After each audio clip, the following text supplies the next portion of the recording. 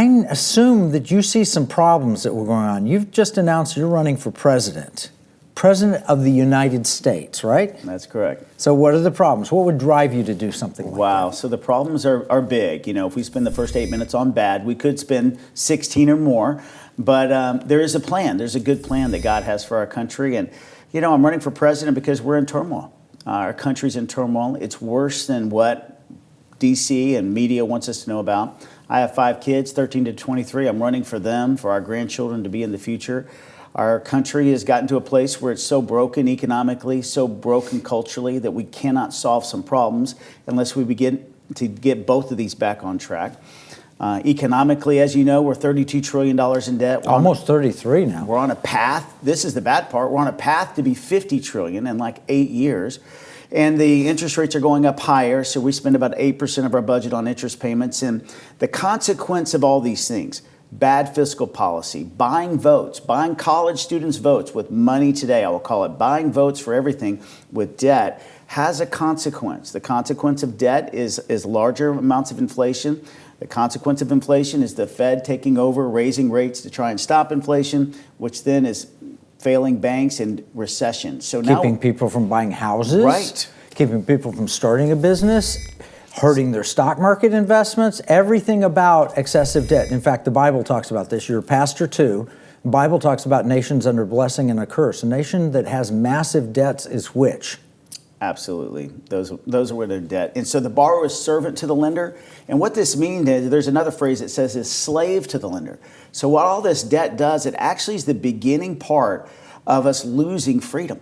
Many times this thought comes to us that it's this movement of Marxism that's causing us to lose our freedom, and this movement of socialism. And that's true.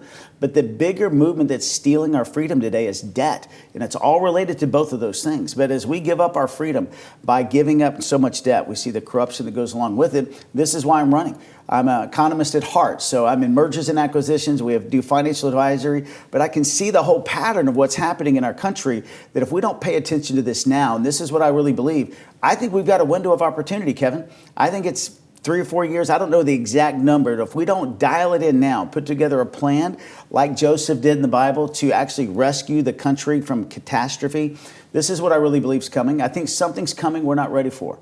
What does that look like? Is it economic catastrophe? Is it a war? Is it another plague? I don't know. I just know this, we're not ready for it. And if we can put together a plan that prudently, with wisdom, gets our budget under balance, maybe in 5 or 6, 7 years, which would be tough to do, but could be done with leadership, we can get our country back on the right track. If we'd start uniting together, quit vilifying each other between the right and the left, and solve some of our biggest problems, I believe God's going to shine on us again. Well, we're going to look at solutions in the second segment, but let's drill down on that debt problem, because the average person says, what does it mean to me? It's so true. Who cares if it's 33 trillion? I don't feel any different than when it was in 2008, 15 years ago, $10 trillion in debt. So why does that impact the average individual American? Well, I had about 60 young people, ages probably 18 to 29, over at my corporate office about 2 months ago. We were just talking to them, this is the campaign headquarters, about their future and about debt and about so many things that we're running on. And I asked them, how many people know how much debt we have? Only 1 out of 60 even knew how much debt we had. And they certainly didn't know what it meant, but they do know this. The apartment rent is $2,000 for a 1-bedroom. They do know it's unaffordable. They do know they have to go back and live with their parents after college now. Their goal of getting out into college was to be financially independent. So now they're coming out not being able to afford an apartment or have to get 3 or 4 roommates. Cars are 30% more expensive than they were just 2 years ago. Fuel is 30% more. Food is 30% more.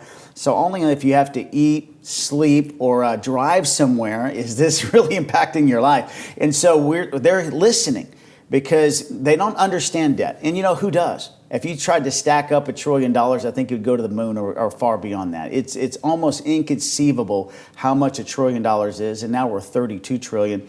So, but they do know this: I can't afford to live. My income doesn't relate to how much things cost today. I saw a study about a week ago that showed the impact of inflation over the last 30 years. So I got out of college 32 years ago, and this is what it is. Houses are up 500% more. Cars are up 400% more. Wages, 186% more.